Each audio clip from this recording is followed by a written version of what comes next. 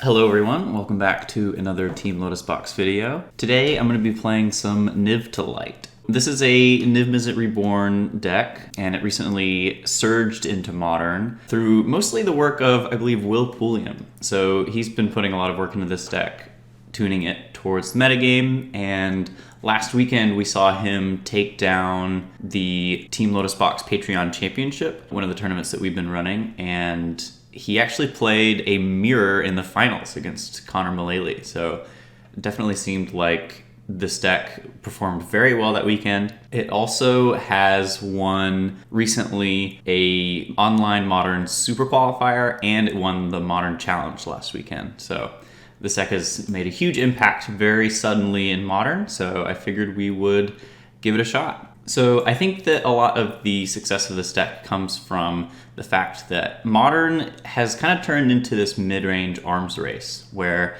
everybody's playing Uro and trying to go over the top of each other, and Niv Mizzet is essentially the trump card in all of that. It's going to find all of your powerful cards and, really be able to grind out everything.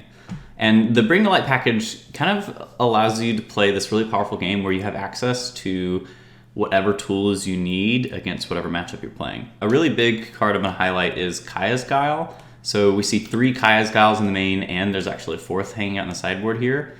So this card is kind of the best answer you can have against an opposing Uro. So if they get their Uro out, then you can make them sacrifice it and exile their graveyard, kind of turning it into a clean answer to the Uro. So I think that between that and a lot of the other tools that this deck has access to, we're looking at a very, very well-tuned deck against the metagame. We see some boils for all these Urza decks running around and just kind of like the Bandit control decks. And yeah, I think that it really has the tools to compete. I've heard that the rough matchups for this deck are Green Tron and Dredge. So, we have a couple of answers for those, but we're definitely not running any bullets against Tron. So it seems like a pretty rough matchup, but we'll see if we can dodge those and have some success with the deck. All right. Welcome to the first game with Niv Mizzet. Kind of an interesting one here. So we have a turn 2 Wrenn and 6, which I really like, but we don't really have any way of interacting. I think that if we're playing against another mid-range deck, this hand's going to be really phenomenal, so I'm going to go ahead and keep it. But I am a little concerned that if we're playing against an aggressive deck, we might get run over here, but we'll see. Windswept Heath. Would really love to see some sort of mana dork, but looks like we're playing against this red-green Ponza deck that's kind of started to get popular. So if our opponent plays some sort of Blood Moon effect next turn, we're still going to be able to play our Wrenn and 6, but we're really not going to be able to do much else since the basic that we have in hand is a mountain. Kind of awkward there. So I'm just going to go ahead and lead with the Verdant Catacombs, and we'll see what we can play based on what our opponent does. Ideally, they have like a, pillage start or something. Klothys is a bit annoying, but we should be able to just go ahead and get our land out of our graveyard. But this card is going to definitely shut off our ability to Uro for the time being. We'll see if we can get through that somehow. I'm going to go ahead and fetch. So if I want to play around Blood Moon, I could get a basic here. But I think I would actually rather play around some sort of land destruction effect and, make sure my mana is more powerful. So I'm going to go ahead and get a green land. Let's go ahead and get green-blue. And there's our Niv Mizzet, and we're going to go ahead and pick up our land with our Wrenn and 6. I'm probably going to use this Uro next turn just to ramp me into Niv Mizzet. I think that's going to be a really powerful thing that's going to be hard for them to deal with. And I'm not really going to worry about, trying to get this Uro online. Not only are we picking up our lands from our graveyard, but Klothys is going to make that pretty difficult. All right, there's the Blood Moon. That is pretty bad for us. Even if we had fetched some sort of basic here, like if we got in a forest, we still would not have been able to cast anything else. So I don't think that we were punished by any means, but it's not looking good for us. This is likely going to shut us out of this game. Stomp me. Not even worried about the Wrenn and 6. Nice. I guess the upside of fetching a basic would be that like we are one step closer to finding something to get out of this, but I do not think that we're going to be winning this game. Yeah, I'm going to go ahead and pack it in. This deck certainly has ways of playing well through a Blood Moon, but it really leans pretty hard on something like an Astrolabe. How do we want to board? One thing that I'm really not sure about is how you're supposed to handle Glittering Wish in sideboarding. One thing that I did see Will doing in the tournament last weekend was there were some matchups where he actually boarded out the Glittering Wishes and then boarded in all of the cards that he likely would have ever wanted to find with Glittering Wish. It's unclear to me what kind of matchups you want to be doing something like that in. So let's just start by going through and looking at all of the cards that might be strong here. So Unward Ego, certainly not the kind of battle we're trying to face, but I do like Trophies. I like Clarion.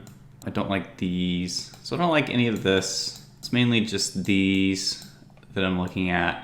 And, you know, Niv is, of course, great if you can get it down in this matchup. It's going to be really difficult for them to deal with the 6/6.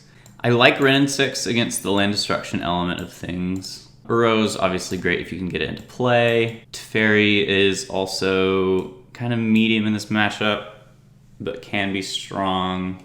How good is Kaya's Guile in this matchup? That's a big question for me. I think that being able to have them sacrifice creatures is pretty strong, but 3 mana for that effect does not actually sound that appealing. I think I am going to board out the Glittering Wishes here and then just board in the cards that are really impactful and that I want to draw. So that's going to be all the trophies and stuff. And then I'm going to trim on a Kaya's Guile. I think that they're just going to be a little too awkward. So let's try this. My concern is that the Glittering Wishes are just going to be a little slow. Not going to do it. All right, this hand is good.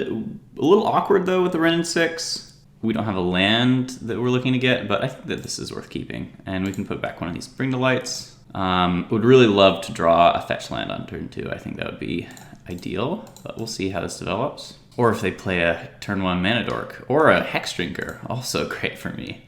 Wow, that's a lot of Assassin's Trophies. Okay, so yeah, turn 1 creature that we can kill with Wrenn, very nice. Really still looking to, I'll take any land honestly, but a fetch land would be phenomenal. Be really getting us off to the races. Arbor Elf, I'm not sure about. Oh, can't cast Thoughtseize, but let's keep their mana clear. We do get to hold up Assassin's Trophy, so if they go for something like a Blood Moon, we do have an answer for it, which is nice. Is that worth hitting with an Assassin's Trophy? I don't think so. Because if they have another land and a Blood Moon, they're going to be able to play that regardless. Because they could float a mana, get their other land, and then play land Blood Moon. So I'm going to let this resolve. If they don't do anything else, then I'll probably Trophy the Forest. But we'll see. Now there's the land, and there's the Blood Moon. So we're going to float some mana, and we're going to Trophy that. Because it is not good for us.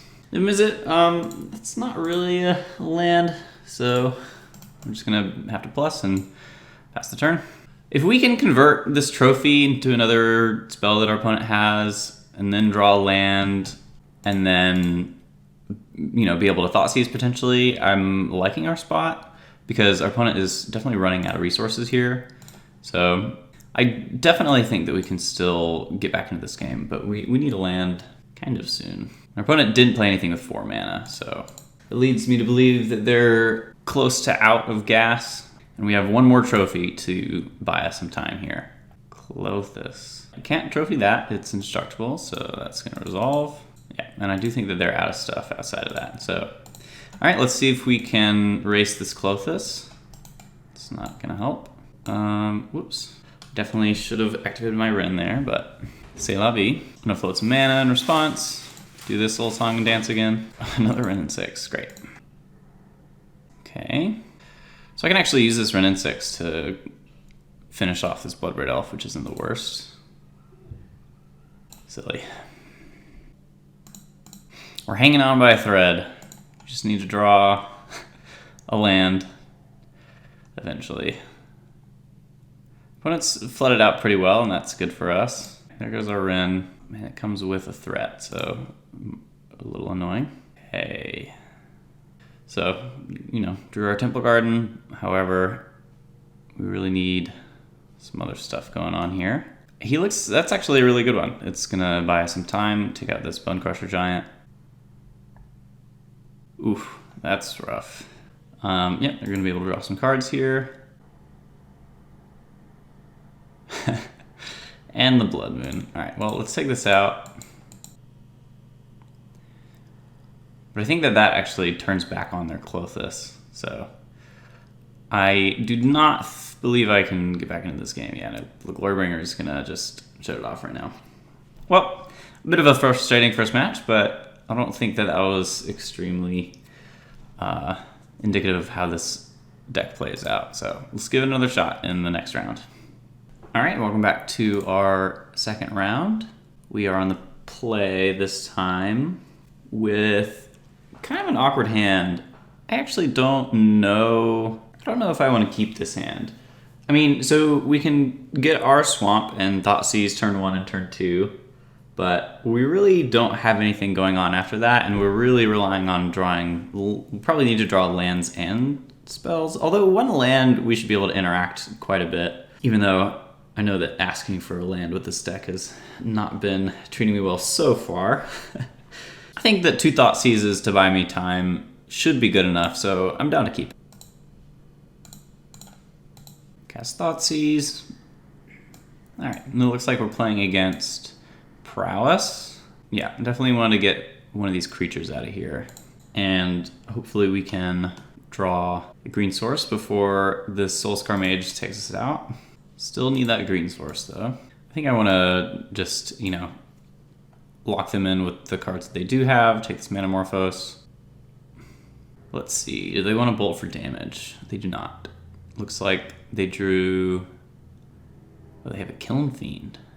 Alright, that's kind of spooky. Alright, we drew our land. That's good. I'm going to be able to trophy this turn, and then next turn I can play Wrenn, pick up a land, and trophy again. So let's pass. I don't want to... I think I would rather them empty their hand, believing that this Kiln Fiend might connect. They don't play anything that can potentially save it.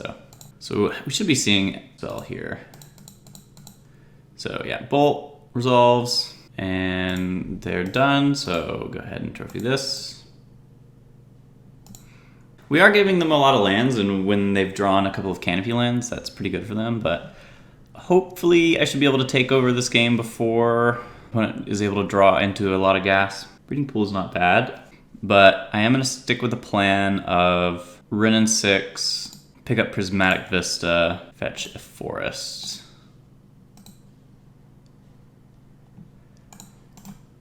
Against these Prowess decks, you really just need to be keeping the board clear. And if you can succeed in that, then typically you're going to be in a fine spot. Alright, so 1 card in hand and an Islet, so there's going to be like potentially 3 spells next turn. If this Soulscar Mage is just going to be hitting for 1, I am going to take the damage and then take out the Kiln Fiend. But if they put some spells into this, which I don't think that they will, I'll think about taking it out. Yeah. So just taking 1 from that, and then let's go ahead and trophy the Kiln Fiend. It's less damage if we fetch off of the Vista, so let's get that back. I don't really know if it matters what we get here. Oh, it does matter for Uro. So yeah, let's get our island and then play Niv Mizzet. Goodness. All right, well, I feel pretty good about our spot if we can untap from here, but we're gonna have to fade 2 bolts. Opponent plays plenty of that kind of card, so not completely unrealistic that we can lose from here. I guess I'll discard this Wrenn. Don't need it. What can we get from our sideboard that would be good here? So Kaya's Guile I think would be excellent. That's probably what I want to do. Although, I did not make it easy for myself to cast it. So I think maybe getting this was actually wrong in hindsight. It also feels like we're a little ways off of casting Supreme Verdict. Oh, if we can use Astrolabe to Verdict next turn, actually, so. But I don't think that we want to do that. Yeah, the Kaya's Guile is a very nice draw. Let's get back our Vista and go ahead and grab the Plains. Let's start with a Helix on the Soulscar Mage. And then let's Kaya's Guile to... I'm actually going to exile their Graveyard and gain 4 life, I think. And then we can just hold the Niv back. Yeah, I guess it's actually free to Astrolabe first. That way it's going to prevent them from starting to chain Bedlam Revelers, which is, I think, the only way that I can lose from here. And we don't need to attack, so we can just hold this Niv back to block this Swift Spear. I don't imagine it can get large enough to compete with the Niv at this point. Yeah, and they've seen enough. Okay, so we were able to cast our spells that game, and things looked pretty clean. So I think that this is another matchup where we want to be boarding out our Glittering Wishes and just boarding in all of the cards that I think are going to be good. Let's board these out. Let's board out the Unmoored Ego. Let's board in the removal spells. Kai's Guile.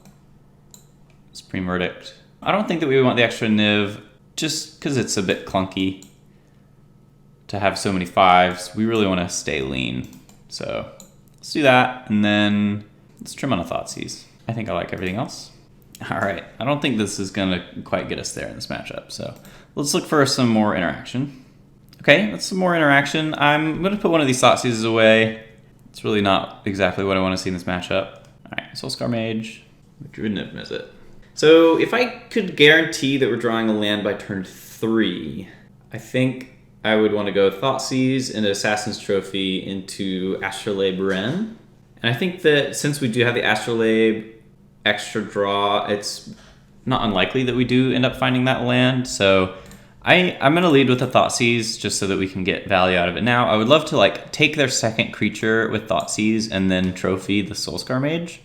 It's really just all about making sure that their repetitive sources of damage aren't going to run away with the game. Oh, wow. Okay, so it looks like they have all creatures in hand. Interesting. Definitely don't want to take the Revelers. Taking a Soulscar Mage is interesting because if they draw a land, I think that the worst thing that they could actually do would be double Soulscar Mage. So I don't want to take the Kiln Fiend either because I would rather them, if they do draw a land, go Kiln Fiend instead of 2 Soulscar Mages. So I'm going to take one of the Soulscar Mages. All right, land off the top. Yeah, there's Kiln Fiend. Okay, Painless Source. It's not bad. So let's play that, pass the turn. If they don't cast anything here, do I trophy? All right, well that makes it easy. Definitely gonna have to get this off the board. Things are looking a little scary. Supreme Verdict is good, however. We end up taking 1 extra point by getting the Wrenn down this turn, but I think that the upside of that is that they might actually spend some damage on the Wrenn if I play it. So let's do that. They cracked their land. That's actually a pretty good sign for me. And they're not throwing anything at the Wrenn in 6. Yeah, so let's go ahead and Supreme Verdict.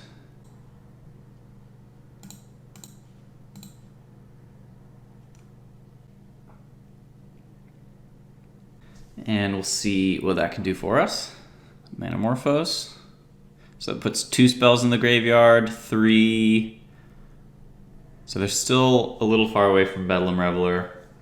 If they cast a spell here, they'll be able to play 1 next turn, but being able to just slam Niv Mizzet on an empty board makes me feel pretty good. We'll see what they have. That's their last unknown. All right, they kept it in their hand. Ooh, okay. Is there any reason to hold that up? So if we fetch down to 7, they have a Love Dart in their graveyard, making us at effectively 6. And then if they had a bolt there, and then they untap and draw another bolt, that's really bad for us. But I think it's worth the risk. I think that the chances of them going bolt into bolt specifically here are on the smaller side of things. So let's get our mountain, pick up our land, and jam. All right, there's some powerful spells here. I'm gonna take the Uro for some life. And as long as we don't die here, we should be able to put the game out of reach. Yeah, let's get this Uro. If I discard the Uro, then I have 3, 4, 5. Yeah, so that's enough. Oh, but I don't have the correct mana to actually cast this, so maybe that was wrong. But I still have the Kai's Guile and the Lightning Helix. I feel fine. All right, so I believe this is for 5 spells, so we should be seeing a Bedlam Reveler coming down soon. And if they don't manage to get it in play this turn, then this Kaya's Guile is going to make things really difficult for them. Yeah, so. Okay, they had 2 more in their hand. Not bad. Given that they've already gone through 3 Bedlam Revelers, I think I am just going to have them sacrifice, and I'm going to gain 4 life, and then if they draw another one, so be it. I still think I can grind through that pretty well. So I think my plan is this turn going to involve Helix and Kaya's Guile. Let's lead with an Astrolabe. Not bad. Let's play this. That's going to be the last land that can get. All right, so we're going to have them sack, and we're going to gain 4 life. We should be dealing lethal next turn. Not bad. Okay. Ooh, light of the stage. Spooky. What do they get? 2 mountains. Not spooky. Tormod's Crypt. Whoa. Cool. Alright. Fortunately for me, I think I have them dead here with the trophy into double Helix face. Yep. No blocks. Let's see if they want to dart me. They do. I mean, you know, they're potentially getting me down to 1 here. It's kind of scary, but I'm not going to take 5. Trophy this. Double Helix you. All right, we figured it out. Oh, another one. All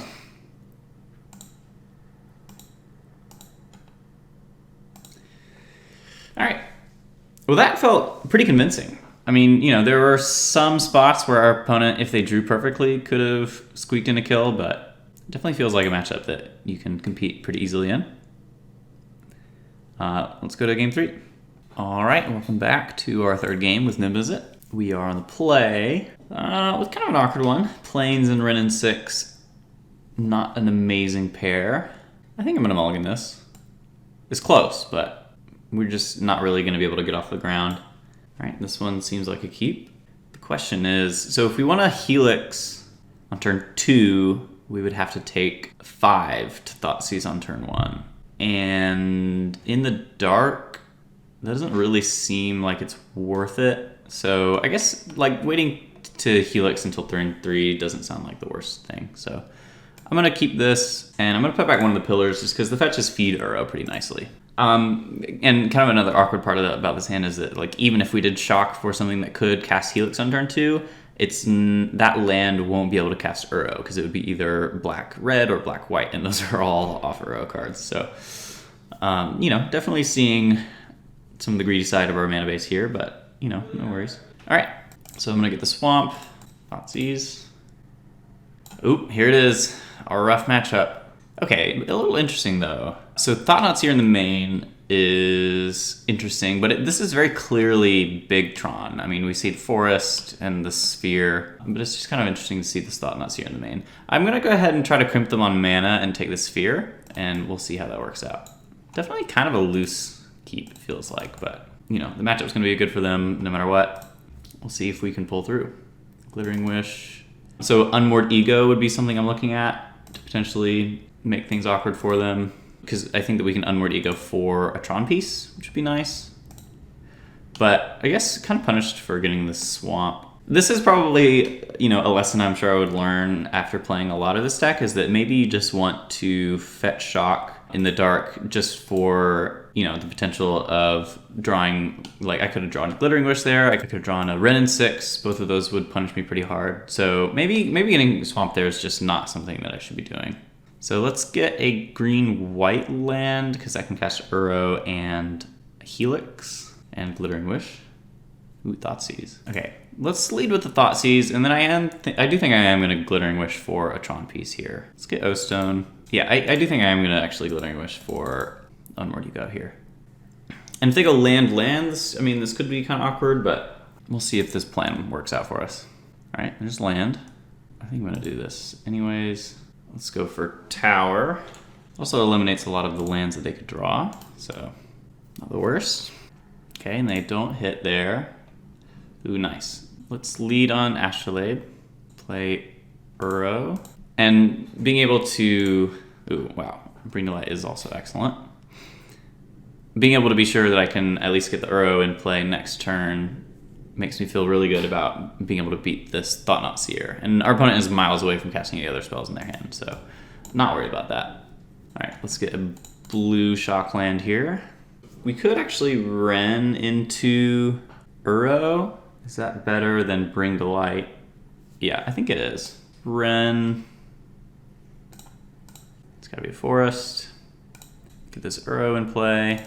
Drew another Bring to Light, so I think that should do it. Because even if we get Thought-Knot Seared, we are still miles ahead. Yep. Okay, so we kind of stole that one. I think our opponent kept kind of a non-functional hand. It'll be much, much scarier if they were going to be able to assemble Tron quickly. So I like Glittering Wish this time because I do think that turn 2 Glittering Wish into turn 3 Unmoored Ego is something that we should be looking for to prevent them from getting Tron. I want all of the trophies in the main, though.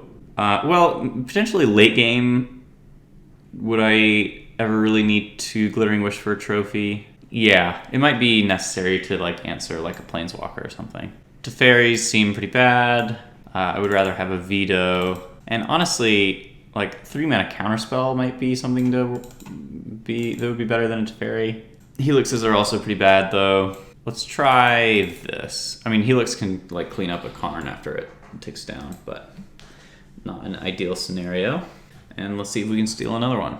Kaisgal also very bad. Huh. Got a lot of questionable ones in our deck at the moment.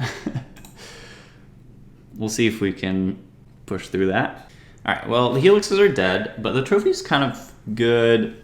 I'm gonna mulligan. I think we can do better. All right, well, you know, here is our potential Glittering Wish into Ego plan. So let's keep that. Let's put this Bring to Light away. Actually, the Bring to Light can be anything. Let's put this Niv Visit away. I would love to draw a land that I can use to Thoughtseize on turn 1 that's not the Vista, because I really don't want to get behind my plan of Unmoored Ego on turn 3. But if they have turn 3 Tron on the play, it's not going to be fast enough. So they have the map. So maybe like Thoughtseize into Assassin's Trophy might be what we want to be doing anyways. Let's go ahead and get this Thoughtseize in. Ooh, Surgical Extraction. Wild. It looks like they don't have Tron quite yet, which is kind of nice. Let's get this Veil out of the way because I do want to trophy something at some point. Oof. That is a whammy, but we do have this trophy to prevent that from getting too bad for us. I think, yeah, I'm going to time it in their draw step. Doing that mainly to just make it less likely that they're going to draw another Tron piece and more likely that they're going to draw a forest. And we couldn't get Veiled there because they didn't have any green in their draw step. Star, okay. So, know their cards. Looks like they're going to cycle for black. I guess they have the forest, so kind of no big deal. And are they going to hit my trophy with Surgical? Sure, don't mind that. All right, Kaisgal, not exactly great, but let's go ahead and Glittering Wish for our Unmoored Ego. And then our opponent's going to have 1 turn to draw Tron. Otherwise, this should buy us a good amount of time. Cross our fingers. All right. They didn't find the right one. Like, you know, a land is still good for them because eventually they are going to start casting things, but hopefully by then we'll be able to counter stuff. Let's cast Unmoored Ego, and hopefully they don't have a Veil. That would be really bad. Okay, and we're getting Urza's Mine here. So they do have 2 more lands. So they are 1 land draw away from being able to cast Karn, but we have our Veto, so not the worst. But we need to start hitting our land drops. Otherwise things might get awkward for us. Nice. Does this have any modes that are useful for me? Okay, Forest. What's this? Okay, so they do have their last remaining land. Do I want to counter this? No, I don't think I want to counter this. The issue, though, is that, like, what is the spot in which I'm going to be able to resolve this Bring to Light? So if I counter this and then hope to rip a land, potentially Bring to Light for Niv Mizzet, but I'm just going to let this resolve. And we're not going to fetch because I am looking to draw land. Okay, got there on the land. Our opponent has their 7th land, so if, say we Bring to Light for Niv Mizzet, they're going to be able to resolve a Karn. And I don't have any trophies left in my deck, so I just don't think that that's feasible for me. It'd be really good for me if they sacrifice their Sanctum, because then I can counter this and then Bring to Light next turn. But as it stands, if they're keeping it around, they're probably going to cast Ugin next turn. So I'm going to get a blue land here. But I'm not going to shock because I don't need to. Or no, I want to cast the dispute because they don't know about the veto and they do know about the dispute.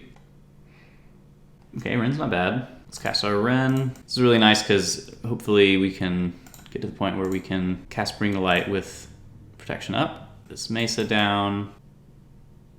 Okay, so they're not going for the Ugin this turn, but that's fine because next turn we can Bring the Light for Niv and then have veto up thanks to the Wren. Man, they're really churning. If they find another Veil, it would be a pretty big problem for me, but I think I just have to hope that that doesn't happen.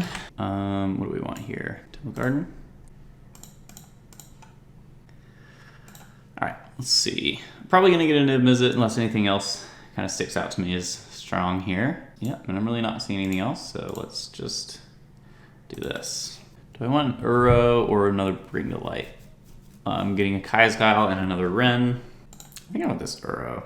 If Ugin does resolve because of a Veil, we're in pretty rough shape, but I think that I can, after they -5, get an Uro into play and attack it down potentially. All right, they're certainly representing, oh, no, I guess they're not representing a Veil, so it's good for me. All right, they did not sack it, which leaves me to believe they do have something else big in their hand, but what you gonna do? Let's get a Blood Crypt, I guess. No thank you on the Ugin. All right, let's start with an Uro. I don't actually think I'm gonna put the Uro into play quite yet, just because if they do have an Ulamog, I don't want them to be able to exile the Uro. I want them to have to hit our other threats. So for now, let's just pick up a land, hit them for 6, and save the Uro for after they Ulamog. And I suspect that this not being cracked indicates that there's going to be an Ulamog next turn, right? It's 9, yeah. And, you know, luckily we have the Kai's Guile to be able to exile it, or have them sack it, rather. So Kai's Guile coming in handy here, thankfully. Oof. Another Ugin is a little more problematic, but another reason to not play Uro. So yeah, we're gonna let the trigger resolve, and I suspect we're going to just gonna have to let this resolve as well. Yeah. So let's see, we could make 2 1/1s and take out this Ugin. I don't think that we need to do that. I think we can just Kai's Guile make 1 1/1 and then run in 6 minus. And that allows us to have this other Kai's Guile ready for an Ugin. So let's thin our deck a little bit. Let's get this breeding pool. They're gonna Ghost Quarter our breeding pool, sure. Okay, so that means that they are even further away from finding an Ugin, which makes me pretty happy. Okay, so what do we want to do? We definitely want a 1/1, and then I guess we'll gain 4 life. I don't think that they use their graveyard for any. Well, they do use their graveyard actually for Emrakul. So yeah, I think that the 4 life isn't really worth anything. So let's go ahead and, oh, no, I wanted to get their graveyard. Whoops. Yeah, definitely meant to get their graveyard there. I think I just picked the wrong mode, but what you gonna do?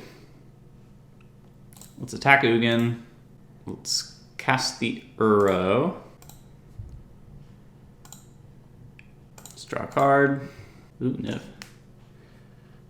Yeah, I think it's more important to get this Ugin off the board while we can, so let's do that. And do I want to prevent a... No, I think if they Emrakul, it's fine. We can just make them sack it, and then there's not really much damage they can do to our turn here. Ooh, all right, well, they might just take care of that for us. No big deal. Got our 4 life in anyways. Played poorly, got rewarded. Love to see it. All right, they're just spinning the wraiths here, so it looks like I am pretty safe from a lot of stuff. Blast Zone's gonna take a while to take out anything important. They're probably just gonna charge it up now. And let's just then again. All right, these can't get anything else, but no worries there. Still gonna pick one up, play a pillar. No need to put those in play. No need to put a Niv Mizzet in play either if they do something like Stone or something. We Niv Mizzet back up. Okay, so there's the Ulamog, probably taking out our Wren and our Uro. That's fine. And they might even have another one, but let's go ahead and have them sack a creature and get another 1/1. Creature, get a 1/1. Glittering Wish. Sure, might as well. What do we have access to here? a lightning helix to make it a 2-turn clock. Huh? Honestly, that doesn't sound like a terrible idea. I'm gonna do that. Since I have the Niv Mizzet, so I don't really need like a lot of other gas. Sylvan Scrying, not worried about that. And we're gonna do all the other stuff just in case something goes wrong here, but I don't imagine that it will. All right, and we hit another lightning helix. So helix you, and that's it. All right, wow, we beat Tron. So definitely died in our first match, kind of to non-functional draws, but we were able to pull it through against Tron and Red, which is two extremes of the format. So I think that definitely says a lot about this deck. I mean, our Tron opponent's draws certainly didn't come together terribly well, so I'm sure it's still a bad matchup, but kind of reassuring that it is possible. Thanks for watching this video, and hopefully I'll see you next time.